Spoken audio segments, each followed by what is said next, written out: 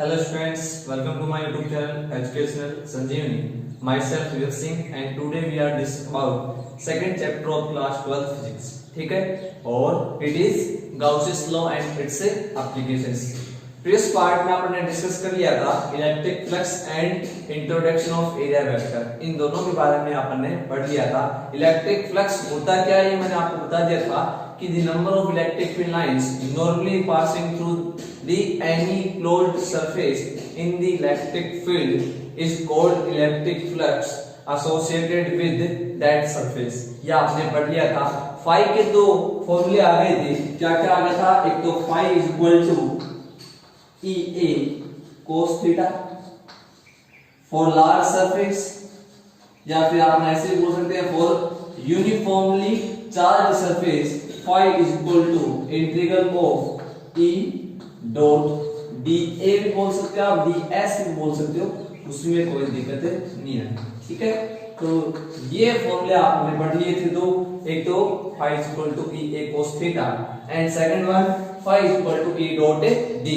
ठीक है, आज का जो अपना लेक्चर है उसमें अपन बेसिकली क्या पढ़ेंगे, अपन कुछ न्यूमेरिकल्स करेंगे इलेक्ट्रिक फ्लक्स से रिलेटेड। ठीक है, अपन क्या करेंगे, इलेक्ट्रिक फ्लक्स से रिलेटेड कुछ न्यूमेरिकल्स आज डील करेंगे। ठीक है, अब आपने जो लास्ट पॉइंट देखा था वो आपने ये देखा था कि स्पेशल केस पढ़े थे आपने इस फॉर्मूले से रिलेटेड। तीन केस पढ़ लिए थे, theta is equal to 0, theta is equal to 90 and theta is equal to 180। Theta is equal to 0 पे फ्लक्स की वैल्यू आती है maximum and theta is equal to 180 पे फ्लक्स की वैल्यू आती है मिनिमम। ये आपने देख लिया था। ठीक है, अब देखो नोट में आप एक लाइन लिखोगे, नोट में आप क्या है एक लाइन लिखोगे नोट के अंदर, जो मैं आपको समझा देता हूं। देखो क्या लाइन लिखोगे आप, देखना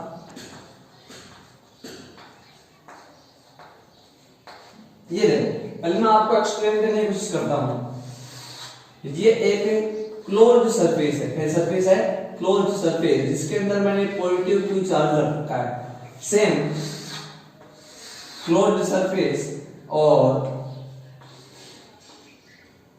इसमें एक नेगेटिव चार्ज मैंने क्यू रख रखा है। ठीक है, आप बताइए इससे number of electric field lines निकलेंगी आउटवर्ड डायरेक्शन में, आउटवर्ड डायरेक्शन में। ठीक है, तो ये आपने डाल दी, और इसमें इनवर्ड डायरेक्शन में। अब जो इलेक्ट्रिक फ्लक्स है उसका बेसिक मीन किससे है? इलेक्ट्रिक फील्ड लाइन से ही है कि number of electric field lines is called electric flux. ठीक है, अब दोनों में आप अगर एक बात नोटिस करो तो अपन ऐसे कह सकते हैं इसके अंदर इलेक्ट्रिक फील्ड लाइंस है वो आउटगोइंग है, आउटगोइंग बोल सकते हैं, और इसमें अपन बोल सकते हैं इनकमिंग। ठीक है, ये आउटगोइंग बाहर जाती है, वो इनकमिंग अंदर आती है, ये आपको दिखाई दे रही है। ठीक है, आप क्या याद रखोगे, देखो कि यहाँ पे इलेक्ट्रिक फील्ड लाइंस क्या है बाहर की तरफ निकल रही हैं। ठीक है, तो यहाँ पे फ्लक्स की वैल्यू है वो आएगी पॉजिटिव, क्यों आएगी पॉजिटिव, फ्लक्स की वैल्यू क्या आएगी पॉजिटिव, और यहाँ जो फ्लक्स की वैल्यू है वो आएगी नेगेटिव, फ्लक्स की वैल्यू क्या आएगी नेगेटिव। और आप ऐसे भी कह सकते हैं आउटगोइंग फ्लक्स है। आउटगोइंग फ्लक्स का मतलब electric field lines are outgoing from the surface, यहां से इलेक्ट्रिक फील्ड लाइंस वो बाहर निकल रही हैं, तो आउटगोइंग फ्लक्स बोल दो, आउटगोइंग इलेक्ट्रिक फील्ड लाइंस बोल दो, बात एक ही है। तो आउटगोइंग फ्लक्स की वैल्यू पॉजिटिव होती है। पॉजिटिव क्यों होती है? क्योंकि it will be generate due to positive charge. ये किसकी वजह से जनरेट होता है? पॉजिटिव चार्ज की वजह से जनरेट होता है। So I can say that the outgoing flux is always positive. मेरी बात समझ में आई? क्योंकि ये कौन सा चार्ज से जनरेट हुआ? Positive charge. पॉजिटिव चार्ज का मतलब क्या? इलेक्ट्रिक फील्ड लाइंस है वो आउटगोइंग है, बाहर निकल रही है, रेडियली आउटवर्ड है। तो इस कंडीशन में आप क्या कहोगे कि फ्लक्स की वैल्यू क्या है? पॉजिटिव है। क्यों पॉजिटिव है? क्योंकि चार्ज पॉजिटिव है, बाहर निकल रही है। और इनकमिंग का मतलब क्या है? चार्ज कैसा है? नेगेटिव है, इसलिए इनवर्ड हो गई, और इनवर्ड का मतलब फ्लक्स कैसा आएगा? नेगेटिव। क्योंकि ये इनवर्ड क्यों है? क्योंकि चार्ज कैसा है? नेगेटिव। ठीक है, तो आपको यहाँ पे एक लाइन आपको याद रखनी है। वो लाइन आप कौन से याद रखोगे कि आउटगोइंग फ्लक्स की वैल्यू ऑलवेज कैसे लेनी है, पॉजिटिव। कैसे लोगे, पॉजिटिव, ठीक है। और इनकमिंग फ्लक्स की जो वैल्यू है वो कैसे आएगी, नेगेटिव, ठीक है। तो आपको ये चीज याद रखनी है, outgoing flux, outgoing flux is always positive and incoming flux is always negative, ठीक है। Incoming flux are negative and outgoing is always positive. एक एग्जांपल से मैं आपको इसे थोड़ा सा समझाता हूं। देखो यहां देखना सारे, ये एक क्लोज्ड सरफेस दे रखी है, सरफेस है ये क्लोज्ड सरफेस। कैसी, क्लोज्ड सरफेस। और कह रखा है इसके लिए आउटगोइंग फ्लक्स की जो वैल्यू है, आउटगोइंग फ्लक्स की जो वैल्यू है वो है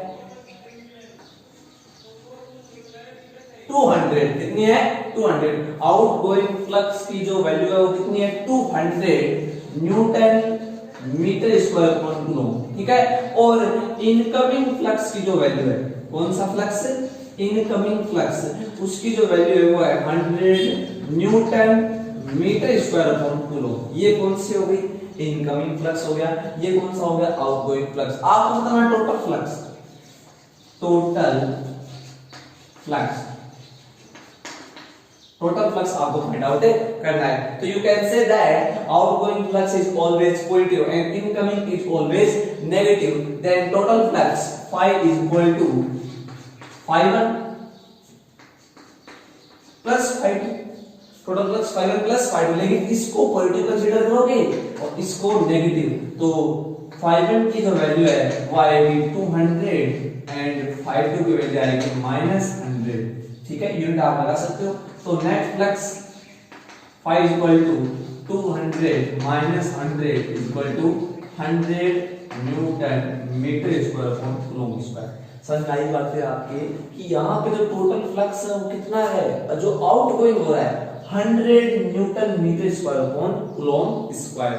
आप समझ पा रहे हो बातों को कि आउटगोइंग फ्लक्स को पॉजिटिव कंसीडर करना है एंड जो इनकमिंग फ्लक्स है उसे ऑलवेज नेगेटिव कंसीडर करना है, ठीक है। तो ये अपने कुछ कॉन्सेप्ट थे जो आपके क्लियर हो गए होंगे। अब चलते हैं आप इसके एग्जांपल्स यानी कुछ बेसिक न्यूमेरिकल्स पे, ठीक है। तो अब अपन न्यूमेरिकल्स कर लेते हैं। कुछ आप बुक के भी बता दूंगा मैं साथ में, और कुछ आपके जो कॉम्पिटिटिव एग्जाम से रिलेटेड भी इंपॉर्टेंट हो क्या देख लेते हैं। चलो देखो स्टार्ट करते हैं अपना फर्स्ट न्यूमेरिकल। फर्स्ट जो अपना न्यूमेरिकल है वो क्या है वो आप देखो the value of electric field at any area is equal to I is equal to 2I cap plus 3J cap. ये आपको इलेक्ट्रिक फील्ड की वैल्यू दे रखी है न्यूटन अपॉन कूलम, ठीक है। And the area of the surface यानी area जो आपको दे रखा है I A इक्वल टू वो दे रखा है 4I cap minus J cap. ये आपको एरिया दे रखा है मीटर स्क्वायर में। Then calculate the flux associated with this surface. इस सरफेस से एसोसिएटेड आपको क्या निकालना है, फ्लक्स कैलकुलेट करना है या फिर फ्लक्स कैलकुलेट करके बताना है आपको। तो सबसे पहले आप लिखोगे E कांस्टेंट है, A भी क्या है, कांस्टेंट, वेरी नहीं कर रहा। तो we know that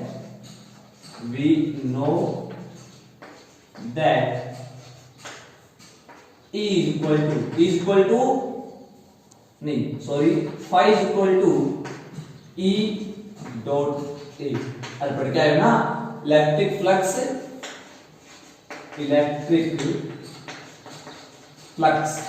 phi is equal to E dot A।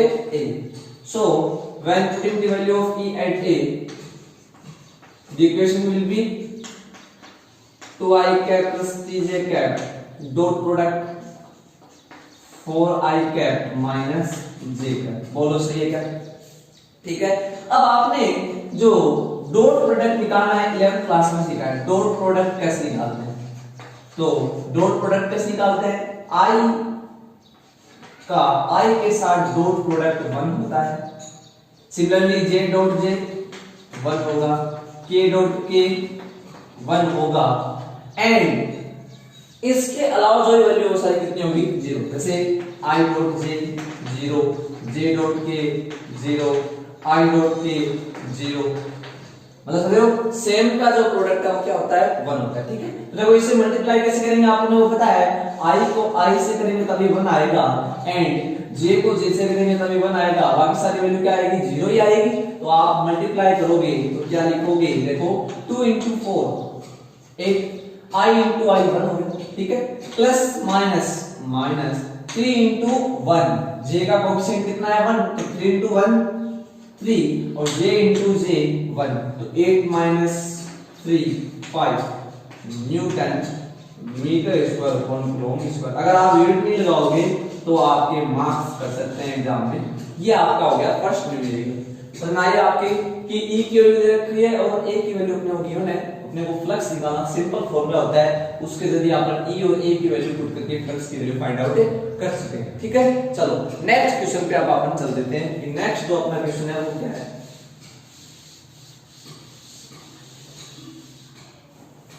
Next जो अपना क्वेश्चन है उसमें आपको प्रूफ करना है, आपको क्या करना है, प्रूफ करना है कि जो वैल्यू आएगी किसकी, फ्लक्स की, वो 0 आएगी। देखो सेकंड क्वेश्चन में अपने को क्या कह रहा है, we have a cylindrical surface, we have a cylindrical surface having length L and radius R, length L and radius R, and which is situated in uniform electric field E. The direction of electric field is this S. ठीक है, आपको क्या बताना है, the value of flux related to associated to this surface is 0, proof करना है। इस surface से रिलेटेड जो इलेक्ट्रिक फ्लक्स आएगा वो 0 आएगा, ये आपको क्या करना है, प्रूफ करना है। तो सबसे पहले ये बताओ कि जो सरफेस है ये लार्ज सरफेस है, और लार्ज सरफेस है इसका इलेक्ट्रिक फील्ड भी क्या है, आप ऐसे कह सकते हो सेम है, लेकिन एरिया इसका चेंज हो रहा है क्योंकि इसमें 3 सरफेस है, याद है 3D स्ट्रक्चर है, और 3D स्ट्रक्चर के अंदर फर्स्ट सरफेस, सेकंड सरफेस और थर्ड सरफेस, तो एरिया वेक्टर क्या हो गया, चेंज हो गया। और एरिया वेक्टर अगर चेंज हो गया तो मैंने आपको बताया था फॉर लार्ज सरफेस आप इलेक्ट्रिक फ्लक्स की वैल्यू कैसे फाइंड आउट करते हो, E डॉट ds से, याद आया, E डॉट ds या E डॉट da से, where s is area of the surface and E is electric field. ठीक है, तो मैं स्टार्ट कर देता हूं इस क्वेश्चन को, आप कैसे करोगे देखो। सबसे पहले मैं इस सरफेस को दोबारा से ड्रॉ कर लेता हूं।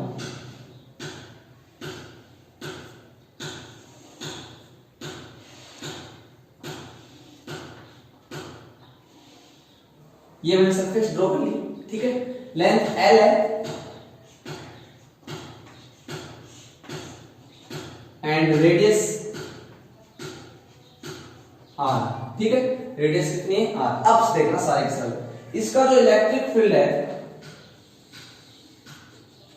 ये किसकी डायरेक्शन है, इलेक्ट्रिक फील्ड की, किसकी, ऑलवेज इधर होगी इलेक्ट्रिक फील्ड की डायरेक्शन। ठीक है, अब बताओ इस सरफेस में कितनी सरफेस छुपी हुई है, इस टोटल सरफेस में। तो 3 सरफेस आपको पता है, 3D स्ट्रक्चर है, फर्स्ट सर्कुलर सरफेस, ये कौन सरफेस हो गई, circular surface, second circular surface, और थर्ड है वो कर्व्ड सरफेस, कैसे, ऐसे ऐसे, ये कौन सरफेस है, कर्व्ड सरफेस। ठीक है, तो इन्हें नोट कर लो, जैसे ये वाली है वो आपकी A1 है, ये वाली A2 है, और ये वाली A3। ठीक है, A1 A2 and A3 area मैं रिप्रेजेंट कर रहा हूं A1 A2 A3, और चाहो तो S1 S2 S3 से भी आप इसे रिप्रेजेंट कर सकते हो। तो A1 A2 एंड A3। ठीक है, अब बना लो इनका एरिया वेक्टर, क्योंकि जब फ्लक्स फाइंड आउट करना है E dot ds, the angle between, क्योंकि फ्लक्स डिपेंड करता है एरिया पे, इलेक्ट्रिक फील्ड पे और एंगल पे। तो फर्स्ट इलेक्ट्रिक फील्ड है, एरिया है, लेकिन एंगल अभी भी नहीं है। तो आप सबसे पहले क्या करेंगे, इसका एरिया वेक्टर शो करेंगे। तो फर्स्ट सरफेस के लिए एरिया वेक्टर शो करोगे आप, तो यहां ले लोगे एक छोटा सा कंपोनेंट, ये क्या हो गया, छोटा सा कंपोनेंट हो गया। और इस कंपोनेंट के लिए जैसे ये कंपोनेंट है वो है डी ए, ठीक है, इसके लिए एरिया वेक्टर ये है। ऐसे इसमें क्या होंगे, बहुत सारे कंपोनेंट होंगे, तो ये पूरी सरफेस बन जाएगी। अरे मेरी बात समझ आ रही है, इसका एरिया वेक्टर दिखाएगा इस डायरेक्शन में, इसका एरिया वेक्टर आ जाएगा। और इलेक्ट्रिक फील्ड की डायरेक्शन भी इसी साइड है। तो एंगल कितना हो गया, एंगल हो गया यहाँ पे आपको 0 डिग्री, ठीक है। इसका जो एरिया वेक्टर है, देखो मैं क्या कर रहा हूं वो आप बेसिक समझोगे। जब ये बहुत बड़ी सरफेस है, इसमें छोटा सा मैं क्या ले रहा हूं, एक एलिमेंट ले रहा हूं। पहले मैं क्या करूंगा, छोटा सा एरिया लूंगा, उससे इलेक्ट्रिक फील्ड के साथ मल्टीप्लाई कर दूंगा, छोटा सा फ्लक्स आ जाएगा। और फ्लक्स को अपने को टोटल फ्लक्स निकालना है, उस छोटे से फ्लक्स से तो मैं क्या करूंगा, इंटीग्रल कर दूंगा। ये मैंने आपको 11th क्लास में सिखा रखा है कि आप छोटा सा यहाँ एरिया ले लो, बड़ा एरिया मत लो, छोटा सा ले लो एरिया, उसे इलेक्ट्रिक फील्ड से मल्टीप्लाई कर दो और फिर उसका इंटीग्रल कर दो, तो फिर टोटल सरफेस आ जाएगी, ठीक है। क्या इसका एरिया वेक्टर बताओ किस डायरेक्शन में होगा, तो इसका मैंने छोटा सा यहाँ एलिमेंट लिया जिसका एरिया वेक्टर ऊपर की साइड होगा, लेकिन इलेक्ट्रिक फील्ड इस डायरेक्शन में, इसका मतलब थीटा की वैल्यू यहाँ कितनी है, 90, थीटा की वैल्यू कितनी है 90। अब वो थर्ड ये वाला, यहाँ देखो ये मैंने एक छोटा सा एलिमेंट ले लिया, यहाँ पे छोटा सा एलिमेंट, ऐसे बहुत सारे एलिमेंट लूंगा तो ये वाली सरफेस पूरी पूरी क्या हो जाएगी, कवर हो जाएगी, ठीक है। तो इसके एरिया की जो डायरेक्शन है एरिया वेक्टर की, वो इस साइड आ जाएगी। और इलेक्ट्रिक फील्ड किस डायरेक्शन में, इस डायरेक्शन में। देखो भाई इलेक्ट्रिक फील्ड इस डायरेक्शन में, एरिया वेक्टर इस डायरेक्शन में, तो angle between E and A, theta की वैल्यू 180। बोलो यहां तक किसी को दिक्कत है? देखो यहाँ पे इलेक्ट्रिक फील्ड हमेशा ही इधर ही है, लेकिन एरिया वेक्टर इस साइड तो थीटा 0, इस साइड तो 90 और इस साइड तो 180। यहां तक किसी को दिक्कत है? नहीं है। अपने को निकालना है टोटल, अपने को क्या निकालना है, टोटल। तो देखो टोटल कैसे देखना, पहले यहां का फ्लक्स निकालूंगा, फिर यहां का फ्लक्स निकालूंगा इस सरफेस का, फिर यहां का सरफेस, ठीक है। देखो सबसे पहले इसकी बात कर लेता हूं, इस वाले फ्लक्स को मैं डिनोट कर देता हूं 5 से, इससे 5 से। इसका टोटल फ्लक्स कैसे आएगा, तो देखो पहले आपने क्या किया, इसका छोटा सा एरिया ले लिया, उस छोटे से एरिया को इलेक्ट्रिक फील्ड से मल्टीप्लाई किया, फ्लक्स निकाला, छोटा फ्लक्स, थोड़ा सा फ्लक्स, फिर यहाँ एरिया, यहाँ एक छोटा एलिमेंट लोगे, फिर यहाँ लोगे, फिर यहाँ लोगे, यहाँ ऐसा करने की जरूरत नहीं है। छोटा सा एलिमेंट लो, उसका क्या कर दो, इंटीग्रल कर दो, तो टोटल फ्लक्स से आ जाएगा। तो 5n की वैल्यू कैसे निकलेगी, देखना, इंटीग्रल, ठीक है, E इंटू dA, सही है क्या। और ये जो है ये फर्स्ट सरफेस के लिए, तो यहां आप A1 शो कर सकते हो, ठीक है क्या। चलो अब बताओ मैंने क्या किया है, यहां पे इसको स्केलर फॉर्म में जब मैं लिखूंगा cos ऑफ 0, बोलो सही है क्या। अरे एंगल की वैल्यू कितनी है, 0 ही तो है।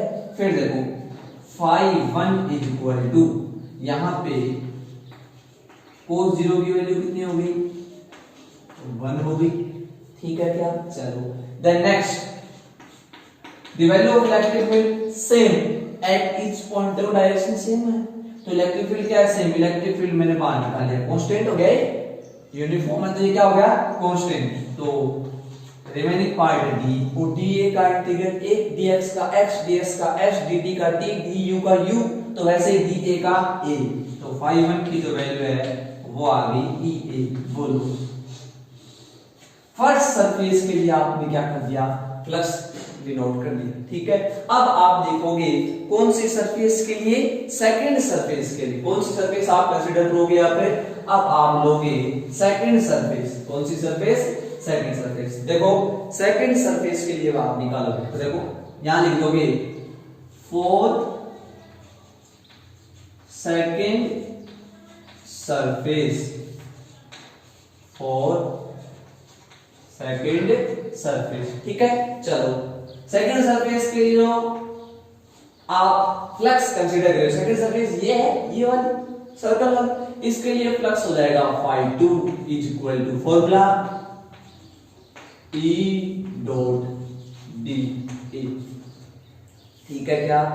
बड़ी सरफेस जब भी आपको दे, देखो ये चीज आप नोट कर लेना, इस पूरे चैप्टर में जब जब लार्ज सरफेस आएगी आपको एलिमेंट लेना पड़ेगा, क्योंकि कोई भी बड़ा काम करने से पहले छोटा काम करना पड़ता है। ये आपको पता होगा, ये आपने पढ़ा भी है कि बहुत ज्यादा ऊंचाई पे जाना है तो सीधी बाई सीधी चलो, ऐसे नहीं एक साथ ऊपर गए, एक साथ ऊपर जाओगे तो एक साथ नीचे आ जाओगे।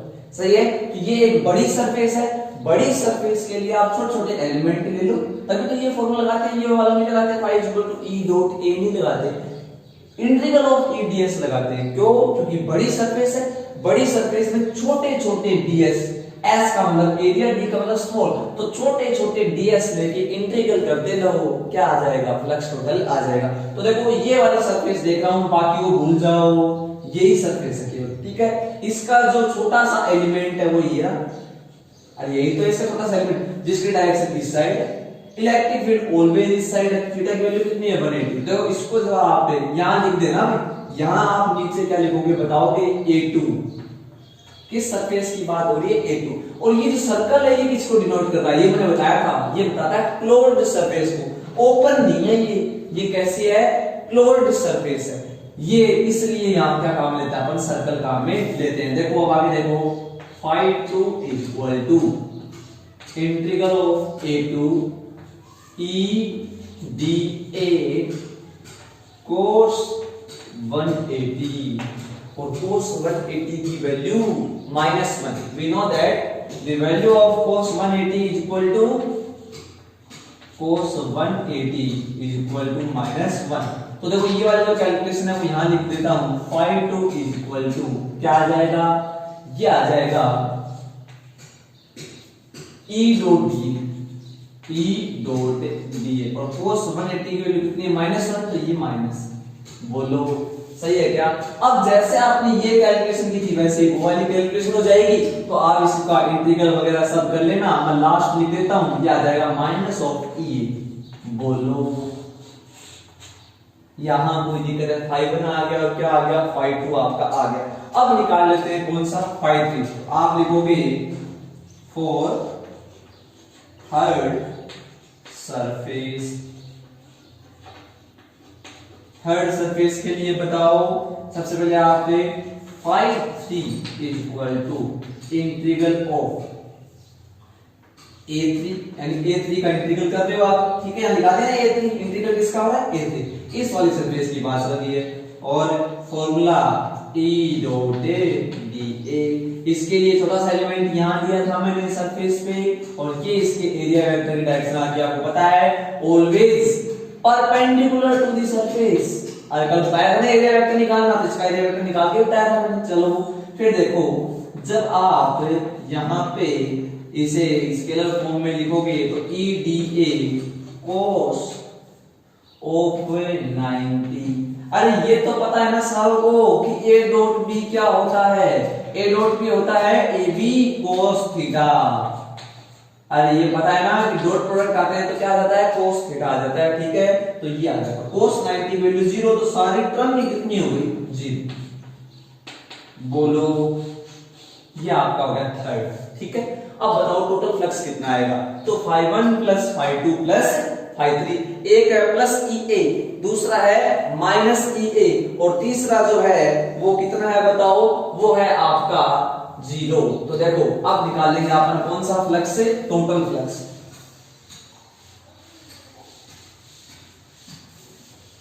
अब अपन निकालेंगे कि टोटल फ्लक्स की जो वैल्यू है वो कितनी आएगी।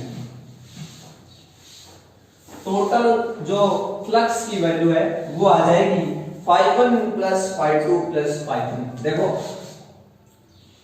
phi नेट इज इक्वल क्या आ जाएगा? phi1 plus phi2 plus phi3। ठीक है, चलो टोटल फ्लक्स आ गया EA माइनस EA प्लस 0, तो phi नेट की वैल्यू इससे ये कैंसिल आउट हो गया, 0 रूट हो गया। ठीक है, आपने ये प्रूफ कर दिया कि phi नेट की वैल्यू कितनी आ गई? 0 आ गई। तो ये था एक बेसिकली छोटा सा क्वेश्चन जो आपको दे रखा है, आपकी बुक में है, ये आप करने की कोशिश दोबारा करना है, ठीक है। बुक वाले जितने भी एग्जाम्पल, जिस टॉपिक से रिलेटेड मैं आपको पहले टॉपिक पढ़ा देता हूँ, उसके बाद मैं कुछ एग्जाम्पल्स पढ़ाता हूँ, आप अपनी बुक के जो एग्जाम्पल है वो जरूर करने की कोशिश करोगे, ठीक है। तो ये आपका हो गया कौन सा क्वेश्चन हो गया, सेकंड क्वेश्चन आज का, ठीक है। समझ में आ गया आपके करना क्या था, उसमें 3 सरफेस थी, तीनों सरफेस को आपने क्या किया, अलग अलग पार्ट में फ्लक्स की वैल्यू फाइंड आउट करनी। फ्लक्स की वैल्यू फाइंड आउट करने के बाद में आपने देखा क्या कि जो एरिया वेक्टर है उसकी डायरेक्शन चेंज हो रही है, तो आपने फॉर्मूला लगा दिया integral of E dot DS, वहां पे आपने अलग अलग थीटा वैल्यू फाइंड आउट करके तो फ्लक्स निकाली, ठीक है। चलो अब चल लेते हैं अपन थर्ड क्वेश्चन। थर्ड क्वेश्चन जो है वो क्या कह रहा है, देखो, find out the value of electric flux for following structures बोल सकता हूं, या फिर फॉर फॉलोइंग सरफेसेस बोल सकता हूं। बहुत सारी सरफेस दे रखी है, आपको क्या फाइंड आउट करना है, इलेक्ट्रिक फ्लक्स फाइंड आउट करना है, ठीक है। अब देखना आप सारे, मैं सबसे पहले बना देता हूं यहां पे, ये देखो,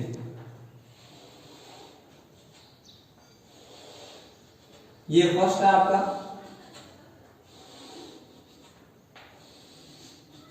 ये मैंने आपको फर्स्ट सरफेस बना के दी है, ठीक है, ई फर्स्ट पार्ट में, और ये एक इलेक्ट्रिक फील्ड दे रखा है आपको 10 to the power 5 newton upon coulomb, या फिर न्यूटन है ना कूलम इनवर्स, और इसमें ये एक क्लोज्ड सरफेस रख रखी है हैविंग रेडियस 7 मीटर, 7 मीटर की एक आर रेडियस वाली सर्कुलर सरफेस आपने इसके अंदर रख रखी है, ठीक है। आपको वैल्यू फाइंड आउट करनी है किसकी, फ्लक्स की, ठीक है। चलो सेकंड देखते हैं, आप सेकंड देख लो,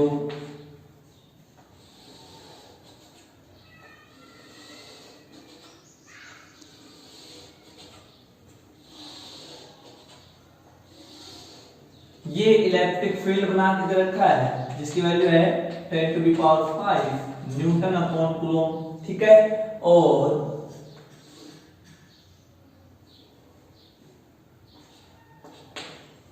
एक जो स्क्वायर बॉडी है वो ऐसे रखी है, ठीक है। सबके समझ आ रही बात है, स्क्वायर बॉडी को ऐसे रख रखा है, इसकी जो साइड है 10 मीटर, फ्लक्स फाइंड आउट करना है, क्या फाइंड आउट करना है, फ्लक्स। थर्ड देख लो, थर्ड जो है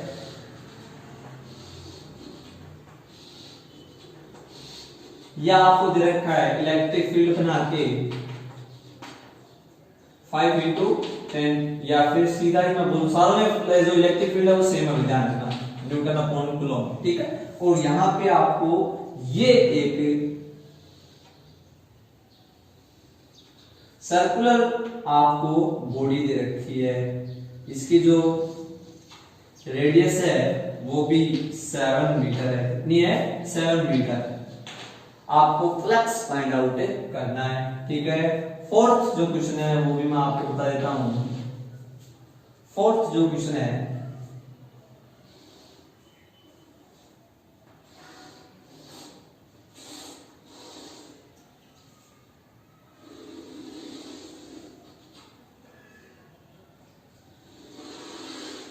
ये आपको दे रखा है, आप साथ साथ में नोट करते रहोगे, ठीक है। तो ये आपको दे रखा है बेसिकली क्या,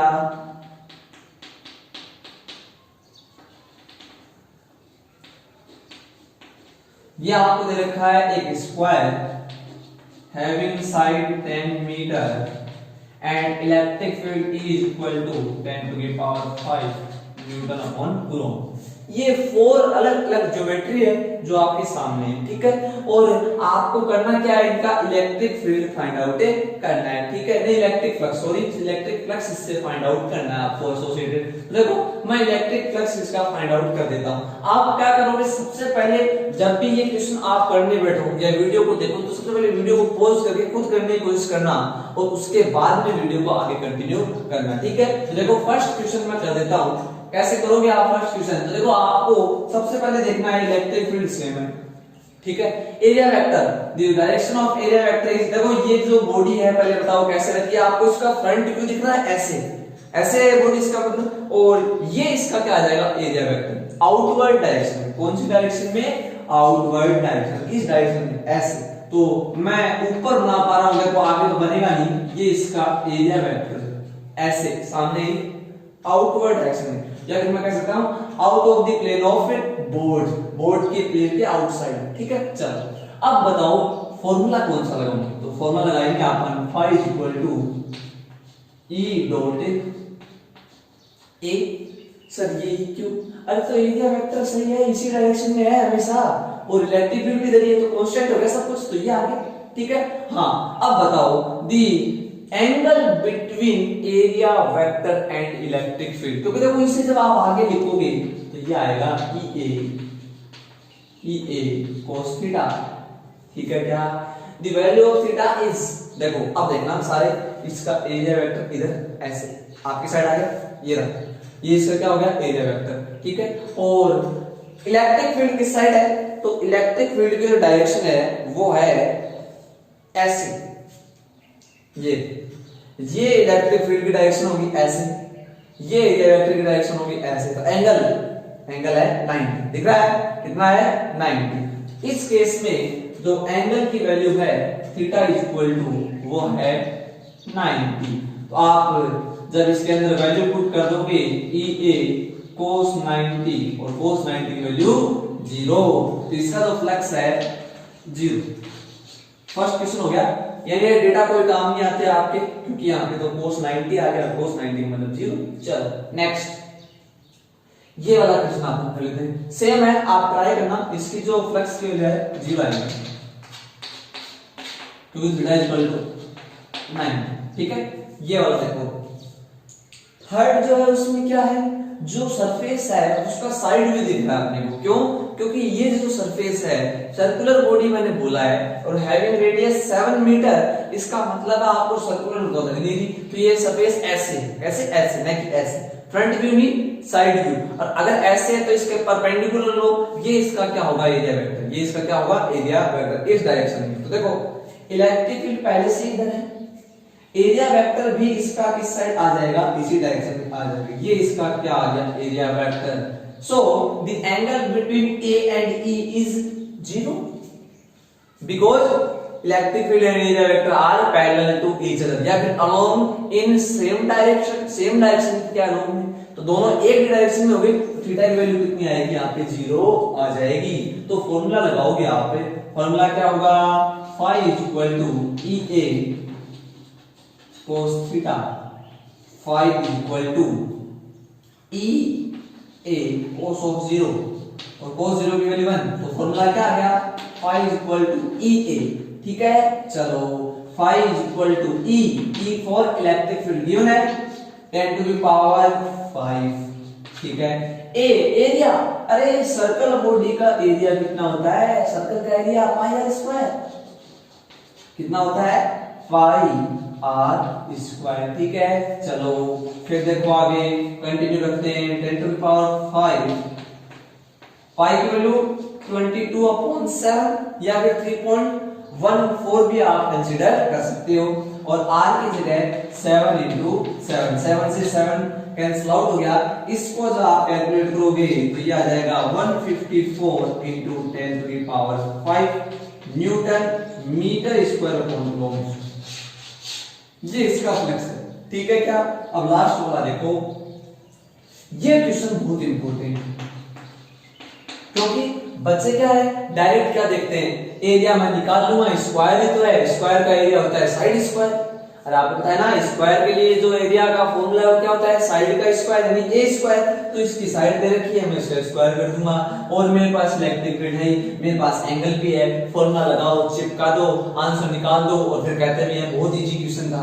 लेकिन इसके अंदर आपने जो कॉन्सेप्ट मैंने आपको सिखाया वो नहीं देखा आपने, मैंने जो बातें कही थी उसे गौर से आप उनको सुनना था, जो मैंने बोला था याद करो, कल मैंने एक बात बोली थी, एंगल जो है वो एरिया वेक्टर और इलेक्ट्रिक फील्ड के बीच में होता है। यहाँ पे कहां दे रखा है एरिया वेक्टर, तो एरिया वेक्टर निकालो ना सबसे पहले। मेरी बात समझ आ रही है आपकी? चलो देखो, इस क्वेश्चन में बहुत ही बड़ा लॉजिक था जो कई बच्चे समझ पाते हैं, कई बच्चों ना डायरेक्ट क्या करते हैं कि मेरे को फॉर्मूला तो पता ही है और इतना इजी क्वेश्चन है तो मैं थीटा रख दूंगा, मैं ई रख दूंगा, आंसर निकाल दूंगा, लेकिन ऐसा इसमें नहीं है। ठीक है, देखो सबसे पहले आप लिखोगे phi is equal to E A cos theta. E पता है ए क्या होता है, पहले एरिया निकाल देता था गुजरो में। यहाँ पे एरिया, स्क्वायर का एरिया, साइड स्क्वायर, ए स्क्वायर होता है ना, तो 10 का स्क्वायर कितना आ गया 100 मीटर। एरिया मैंने फाइंड आउट कर लिया। इलेक्ट्रिक फील्ड है थीटा, थीटा की वैल्यू कितनी है 30? नो, थीटा की वैल्यू जो है वो यहाँ पे 30 नहीं है। देखो ध्यान से देखना, सबसे पहले इसका एरिया वेक्टर किधर आएगा, तो आपको स्क्वायर पूरा दिख रहा है तो फ्रंट व्यू है, फ्रंट व्यू मतलब ऐसे, तो एरिया वेक्टर इसके परपेंडिकुलर, मैंने बताया ना एरिया वेक्टर कैसे निकालते हैं, परपेंडिकुलर में, तो इसका परपेंडिकुलर है नहीं है। अब देखो ये है किसकी डायरेक्शन, इलेक्ट्रिक फील्ड की, मैंने बता दी इस मार्कर से डिनोट कर दी। ये किसकी डायरेक्शन, ये डायरेक्शन हो गई किसकी, एरिया वेक्टर की। उठा के लाओ, देखो कितना एंगल है 90 डिग्री। अरे देखो ये देखो दिख रहा है कि सारों को कितना एंगल है 90। इस लाइन में और इस लाइन में कितना एंगल होगा 90 डिग्री, क्योंकि एरिया वेक्टर आएगा आउटवर्ड डायरेक्शन में। तो आप यहां लिखोगे theta is equal to 90 degree, और जब ये वैल्यू यहां पुट कर दोगे तो फाई की वैल्यू 0 आएगी। समझे क्या बात को? तो फ्लक्स की जो वैल्यू है वो कितनी आ गई, 0 आ गई। थर्ड केस में भी आपको ये आपको 0 मिली। समझ में आ रही है बातें आपकी? फ्लक्स जो है वो आपके थोड़ा थोड़ा समझ में आ रहा होगा, जैसे जैसे अपन क्लास को कंटिन्यू रखेंगे चीजें आपके समझ में आने लग जाएगी। ठीक है, चलो आगे चल देते हैं। अपन एक क्वेश्चन है जो आपके आरबीएससी बोर्ड की बुक में आपको दे रखा है, सेम मैं डेटा देखो चेंज कर रहा हूं, आप उस क्वेश्चन को करने की कोशिश करोगे, लॉजिक सेम है जो मैंने आपको बताया। ठीक है, तो क्या कह रहा है कि एक सर्कुलर डिस्क है, एक सर्कुलर डिस्क, और डिस्क का मतलब समझते हो प्लेन। देखो ऐसे ये सर्कल है, ये क्या है सर्कल, यानी इसका जो इनर पार्ट है वो होलो है, होलो है ना, यहाँ कुछ भी नहीं है। लेकिन अगर इस पार्ट को भी अपन देख लें, है ना, ये अंदर से होलो नहीं हो, कैसा हो, सॉलिड हो, तो ये क्या बनेगी, डिस्क बनेगी। क्या बनेगी, डिस्क। जैसे आपका जो है ना कॉपी होती है उसका पेज है, उसे यूं गोल गोल काट दो, बाहर निकालोगे जो उसे ना राउंड करके उस सर्कल पार्ट को, तो वो जो है वो क्या है, डिस्क, वो क्या है, डिस्क है। ठीक है, तो ये एक डिस्क है जो यूनिफॉर्म इलेक्ट्रिक फील्ड के अंदर और रखी हुई है। ठीक है, तो देखो कुछ ऐसे रखी है, ये आपको दे रखा है यूनिफॉर्म इलेक्ट्रिक फील्ड। कौन सा फील्ड है, यूनिफॉर्म इलेक्ट्रिक फील्ड। ये और ये जो यूनिफॉर्म इलेक्ट्रिक फील्ड है इसके अंदर ये 30 डिग्री एंगल पे रखी है। किस एंगल पे, 30 पे। ध्यान से सुनना भाई, ये डिस्क इसके अंदर 30 पे रखी है, ऐसे। देखो इस डिस्क को मैं ऐसे बोलूं, ये इसका कौन सा व्यू, फ्रंट व्यू। अगर मैं ऐसे रख देता इसे, तो आप क्या कहते हैं, कैसे रखिए बताओ, 90 डिग्री एंगल पे। अरे ऐसे है तो कितना एंगल बना 90, लेकिन ये कैसे रखी, ऐसे रखी, किस एंगल पे, 30 डिग्री। देखो ऐसे, समझ पा रहे हो क्या? अब आपको ये लाइन क्यों नजर आ रही है, आपको ये डिस्क पूरी क्यों नहीं दिख रही, क्योंकि ये ऐसे रखी ना, ऐसे ऐसे मेरा हाथ दिखाई दे रहा है आपको, केवल ये लाइन दिख रही है, केवल दिख रही है, केवल आपको क्या लाइन दिख रही है। अगर इसको आप उठा के लाओ तो पूरी डिस्क बन गई बात। ठीक है, समझ में आ रही बातें? तो आप क्या कहोगे कि किस एंगल पे रखी है, 30 डिग्री एंगल पे रखी है, और इसकी जो रेडियस है वो कितनी है, वो आपको देगी 7 मीटर। ये डेटा मैं ले रहा हूं, आपकी बुक में डेटा अलग है। ठीक है, और इलेक्ट्रिक फील्ड की जो वैल्यू है ये भी मैं ही कंसीडर कर रहा हूं, 10⁵ न्यूटन अपॉन कूलम। आपको इलेक्ट्रिक फ्लक्स फाइंड आउट करना है इस डिस्क से एसोसिएटेड, तो आप क्या करोगे, phi is equal to EA cos of theta. Theta पता है, E पता है, A निकालूंगा क्योंकि सर्कल ही तो है, सर्कल का पाई है स्क्वायर, लेकिन ये रॉन्ग है, इसीलिए ये क्वेश्चन है वो बड़ा इंपॉर्टेंट है। देख लेना क्वेश्चन नंबर 2.3, आप सारे होमवर्क में करोगे इस क्वेश्चन को, 2.1, 2.2 और 2.3 2.3 2.3 जो क्वेश्चन है वो बहुत ही इंपॉर्टेंट है। क्यों इंपॉर्टेंट है? क्योंकि इसमें जो एंगल है वो सारे बच्चे क्या कंसीडर कर लेते हैं 30। तो लॉजिकल क्वेश्चन हो गया। यहाँ पे थीटा की वैल्यू 30 नहीं है, तो थीटा की वैल्यू कितनी है? थीटा की वैल्यू यहाँ पे 60 है। अब ये आया कैसे वो आप देखोगे, सारे ध्यान से सुनो। मैंने जो बताया थीटा क्या होता है, the angle between area vector and electric field. रटो इस चीज को, इलेक्ट्रिक फील्ड और एरिया वेक्टर के बीच में क्या है? ये एंगल है। ठीक है, तो सबसे पहले इसका एरिया वेक्टर बनाओ। तो देखो ये बन गया इसका एरिया वेक्टर। क्या मैंने सही बनाया है? ये इसका क्या हो गया? Area vector. बताओ the angle between electric field and area vector. तो इलेक्ट्रिक फील्ड और एरिया वेक्टर में तो एंगल ये वाला है, ये वाला थोड़ी है। ये तो एंगल है डिस्क और इलेक्ट्रिक फील्ड के बीच में। ये जो एंगल है वो डिस्क और इलेक्ट्रिक फील्ड के बीच में, लेकिन जो फॉर्मूले के अंदर होता है वो ई और ए के बीच में होता है। तो आप क्या कहोगे? ये वाला एंगल फिर कितना है? सपोज करो देखो टोटल एंगल कितना 90, क्योंकि ये परपेंडिकुलर होता है ना एरिया वेक्टर सरफेस के, डिस्क की क्या आएगा? परपेंडिकुलर। ऐसे अगर ये वाला एंगल कितना है? ये वाला एंगल 30 है, तो ये वाला एंगल ऑब्वियसली कितना होगा? 60। तो कितना हुआ टोटल? 90। यहाँ पे थीटा की वैल्यू कितनी आएगी? 90 नहीं 60। तो यहाँ थीटा की वैल्यू कितनी आ जाएगी? 60 आ जाएगी। ठीक है, चलो अब बेसिक कैलकुलेशन है। EA cos ऑफ 60 और cos 60 की वैल्यू 1/2। ठीक है, E की वैल्यू 10 टू द पावर 5 और A की जगह पाई r स्क्वायर और 1/2। पाई की वैल्यू ये आ जाएगी 22/7। Radius 7 into 7 into 1/2। 7 से 7 कैंसिल आउट हो गया और 2 से ये है ना 11 टाइम्स कैंसिल आउट हो गया, तो 11 into 7 तो 77 into 10 to the power 5 newton metre square upon coulomb. ये इसके आगे वैल्यू समझ गए भी बात। ये इसकी क्या है? ये इसकी वैल्यू होगी। ये आपके क्वेश्चन नंबर 2.3 आप करने की कोशिश करोगे। समझ पा रहे हो बात को? कल एक इलेक्ट्रिक फ्लक्स से रिलेटेड एक क्वेश्चन मैं और आपको करवाऊंगा जो इंपॉर्टेंट बहुत है। ठीक है, जो क्यूबॉइड या क्यूब के है ना ऊपर है उसी से रिलेटेड है, बहुत ही अच्छा क्वेश्चन है। ठीक है, अगर ये आपके समझ में आ जाएंगे तो वो ऑटोमेटिक समझ में आएगा, तो इसलिए आप ये सारे करोगे। ठीक है, चलो तो ये थे basic numericals related to electric flux. बहुत और भी ऐसे हैं जो बनते हैं। ठीक है, लेकिन आपको एक बार इतने याद रखना है। तो ये थे इलेक्ट्रिक फ्लक्स से रिलेटेड कुछ क्वेश्चन जो आपको मैंने करवाए। ठीक है, अब આપણે स्टार्ट करते हैं फर्स्ट हेडिंग आज की इस चैप्टर से, मतलब जो कल मैंने करवाया था उससे अगली हेडिंग आज अपन देख लेते हैं। ठीक है, चलो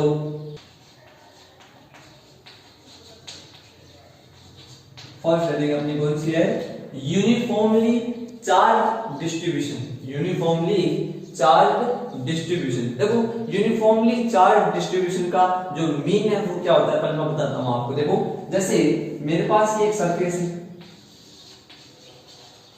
ठीक है, और चलो इस सरफेस को एक बार तो मैं आपको बेसिक नॉलेज से है ना इसे फील कराने की कोशिश करूंगा। सपोज करो आपकी क्लास के अंदर वो 30 स्टूडेंट्स हैं, ठीक है, और जो बेंच है आपकी क्लास में वो 30 स्टूडेंट्स के लिए क्या है हमने अलाउड कर रखी है। ठीक है, आपको वो 30 स्टूडेंट्स के लिए हमने दे रखी है, उससे 30 से ज्यादा उसके अंदर स्टूडेंट्स आ नहीं सकते उस रूम के अंदर, और 30 उसमें क्या है बेंच है। ठीक है, अब सपोज करो 15 स्टूडेंट्स जो है वो उस दिन अब्सेंट रह गए। क्या रह गए? अब्सेंट रह गए। तो बताओ जब 30 स्टूडेंट्स है ना, आपको टोटल आपको अरेंजमेंट है ना जो आप डेस्क वगैरह बोल सकते हो वो कितना का था? 30 का था, लेकिन 15 स्टूडेंट्स क्या हो गए वो उस दिन अब्सेंट है, 15 ही वहां पे बैठेंगे। तो 15 जब बैठेंगे तो एक यहाँ एक यहाँ एक यहाँ एक यहाँ एक यहाँ एक यहाँ ऐसे, तो क्या उनका पर्टिकुलर पैटर्न होगा?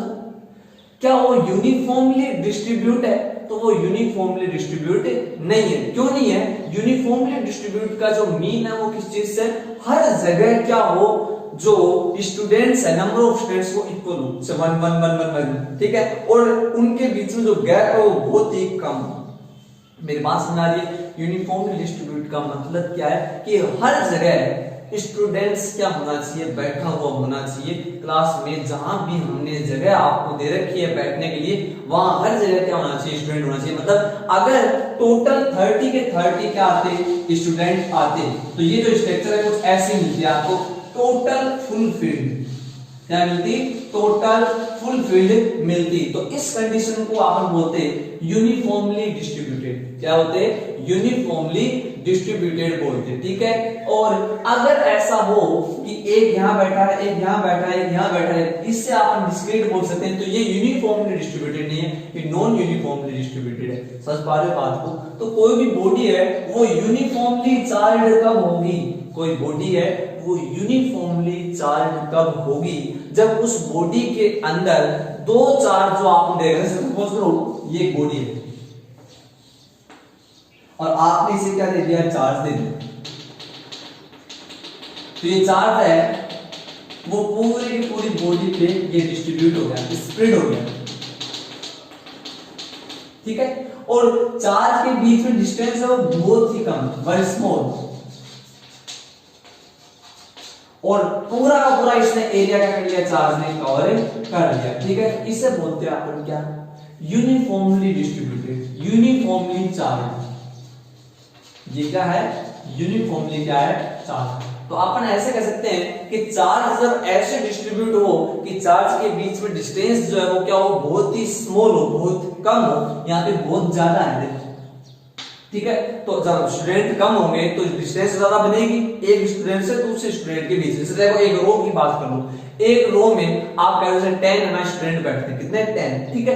अब 1 2 3 4 5 6 7 8 9 10 ऐसे 1 की 2 से जो डिस्टेंस है वही 2 की 3 से भी है, 3 की 4 से भी है, 4 की 5 से भी। मेरे पास सबके बीच में गैप क्या है, इक्वल। लेकिन दो स्टूडेंट अगर एब्सेंट हो जाए तो बीच में जो गैप है वो क्या हो जाएगा, इंक्रीज हो जाएगा। तो वो यूनिफॉर्म नहीं है, वो बीच में डिस्क्रीट होगा, टूट चुका है वो। हालांकि मेरी बात सुना रही आपको कि वहां पे जो आप कहोगे चार्ज है वो नॉन यूनिफॉर्मली डिस्ट्रीब्यूट है, कहीं डिस्ट्रीब्यूट है कहीं डिस्ट्रीब्यूटेड नहीं है। लेकिन यूनिफॉर्मली डिस्ट्रीब्यूशन का जो मीन है वो किससे होता है, वो होता है कि जो चार्ज है उनके बीच में जो गैप है वो क्या है, बहुत स्मॉल है, और चारों तरफ चार्ज है वो एग्जिस्ट कर रहा है, वो प्रेजेंट है, ठीक है। इसे बोलते हैं अपन क्या, यूनिफॉर्मली डिस्ट्रीब्यूटेड। इसे क्या बोलेंगे आपने, यूनिफॉर्मली डिस्ट्रीब्यूटेड या फिर continuous distributed.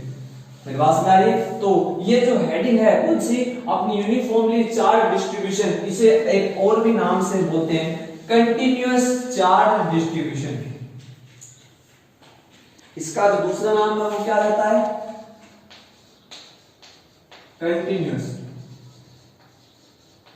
Charge distribution. Continuous और यूनिफॉर्मली मीन समझ पा रहे हो आप, सही तो है।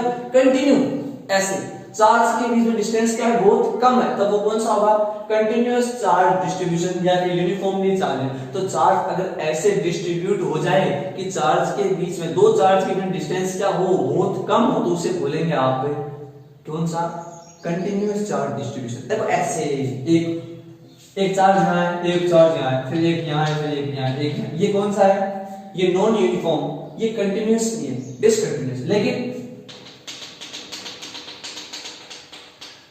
अब क्या है, ये कंटिन्यूअस है, अब ये क्या हो गया, कंटिन्यूअस। तो अगर चार्ज के बीच में गैप क्या हो, बहुत कम हो, तो उसे बोलते हैं अपन यूनिफॉर्म या फिर कंटिन्यूअस चार्ज डिस्ट्रीब्यूशन, ठीक है।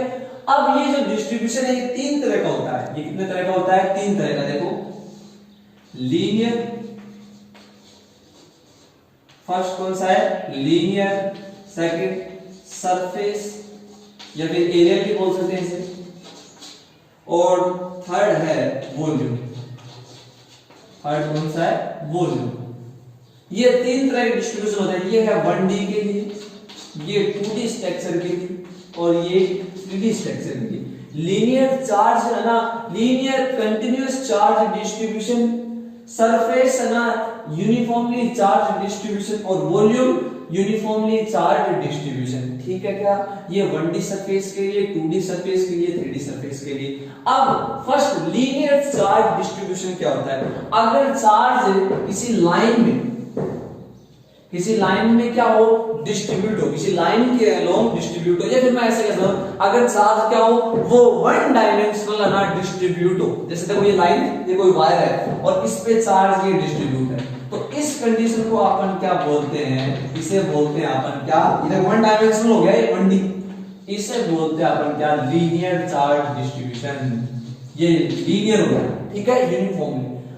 सरफेस वाले के अंदर बात करते तो जैसे एक और एग्जांपल बताता हूं लीनियर वाला। देखो ये रिंग है, ये क्या है रिंग, और रिंग पे ये केवल इसकी सरकमफेरेंस है, वहीं पे क्या है चार्ज प्रेजेंट है। बताओ ये सरफेस होगा कि ये कौन सा लीनियर होगा, कैसा होगा? तो इसे अपन लीनियर चार्ज डिस्ट्रीब्यूशन भी बोल सकते हैं, है ना, और इसे सरफेस भी बोल सकते हैं। अलग अलग सिचुएशंस के अंदर अलग अलग काम में आ जाता है, तो आप इसे याद रखना, ठीक है? तो ये आपको याद रहेगा। बेसिकली इसे जब भी क्वेश्चन आएगा तो आपको लीनियर ही बोलेगा, लाइन पे, लाइन के अंदर, ठीक है? चलो सेकंड कौन सा है सरफेस। जैसे देखो मेरे पास ये एक सरफेस है, स्क्वायर है, स्क्वायर है ना, और ये इसके अंदर क्या है चार्ज को प्रेजेंट कर रखा है, ये चार्ज है, दिख रहा है ऐसे। ये एक सरफेस है, ये चार्ज है, ये सर्कुलर है, याद रखना। ये 2 डायमेंशनल है, इसका मतलब कैसे है डिस्क है, ये 2 डायमेंशनल, ठीक है? ये ट्राइंगल है, ये स्फीयर है। स्फीयर कौन सा? Hollow sphere. चलो होलो स्फीयर की तो बात बाद में कर दूंगा, वरना आप कंफ्यूज होगी। ये तीनों आपके समझ आ रही, तो ये 2 डायमेंशनल होगा। इस कंडीशन में जो चार्ज डिस्ट्रीब्यूशन होगा वो कौन सा होगा? Surface uniformly charge distribution. और लास्ट है कौन सा? वॉल्यूम वाला। वॉल्यूम के केस में सपोज करो ये एक सिलेंडर है, दिख रहा है क्या? ये कौन सा है? ये वॉल्यूम हो गया। एक और है तो अपने सिलेबस में है स्फीयर। ये स्फीयर के अंदर इसके पूरे वॉल्यूम के अंदर यूनिफॉर्मली चार्ज क्या है डिस्ट्रीब्यूट है, इसे बोलेंगे volume. Volume uniformly charge distribution मतलब क्या है? एक लाइन के अलोंग एक डायमेंशनल हो, 1 डायमेंशनल हो, एक लाइन के अलोंग हो, तब उसे बोलते हैं लीनियर। सरफेस यानी एरिया के अलोंग हो, तब उसे बोलते हैं अपन कौन सा? Surface uniformly charge distribution. और थर्ड कौन सा है? वॉल्यूम। अगर टोटल वॉल्यूम के अंदर हो तब उसे बोलते हैं वॉल्यूम यूनिफॉर्मली चार्ज डिस्ट्रीब्यूशन। देखो अब आपको करना क्या है, जैसे एक स्फीयर है उसे चार्ज दो, तो ऐसे चार्ज दो कि उसके टोटल वॉल्यूम के अंदर चार्ज है वो डिस्ट्रीब्यूट हो जाए, यूनिफॉर्मली डिस्ट्रीब्यूट। मतलब समझ लो हर जगह चार्ज एग्जिस्ट करना चाहिए, और चार्ज की जो डिस्टेंस है वो क्या होनी चाहिए? इक्वल और बहुत ही कम होनी चाहिए। मेरे पास में चारों तरफ फैल गया, सही है? तो उसे बोलते हैं अपन क्या? वॉल्यूम में फैला है इसलिए वॉल्यूम यूनिफॉर्मली चार्ज डिस्ट्रीब्यूशन। और सरफेस में फैला है तो यानी एरिया के अंदर फैला है तो 2 डायमेंशनल फॉर्म में फैला है तो उसे बोलेंगे अपन सरफेस यूनिफॉर्मली चार्ज डिस्ट्रीब्यूशन। याद रहे ये तीनों जो आप डिस्ट्रीब्यूट कर रहे हो, कभी चार्ज को लाइन पे डिस्ट्रीब्यूट कर रहे हो, कभी एरिया में डिस्ट्रीब्यूट कर रहे हो, कभी वॉल्यूम में डिस्ट्रीब्यूट कर रहे हो, तो तीनों के तीनों केस के अंदर जो चार्ज है वो डिस्ट्रीब्यूट होगा। तो कैसे होगा वो याद रहे आपके? यूनिफॉर्मली डिस्ट्रीब्यूट होगा। तो ये थे 3 तरह के डिस्ट्रीब्यूशन, ठीक है? फर्स्ट डिनोट करता है 1 डायमेंशन को, सेकंड करता है 2 डायमेंशन को, और थर्ड करता है 3 डायमेंशन को, ठीक है? चलो अब नेक्स्ट जो वीडियो है उसमें अपन बेसिकली बात करेंगे इंटेंसिटी के बारे में, जो बहुत इंपॉर्टेंट है। वहीं से चैप्टर आपका कॉम्प्लिकेट होना स्टार्ट हो जाता है, ठीक है? तो वो अपन देखेंगे कल, ठीक है? Thank you.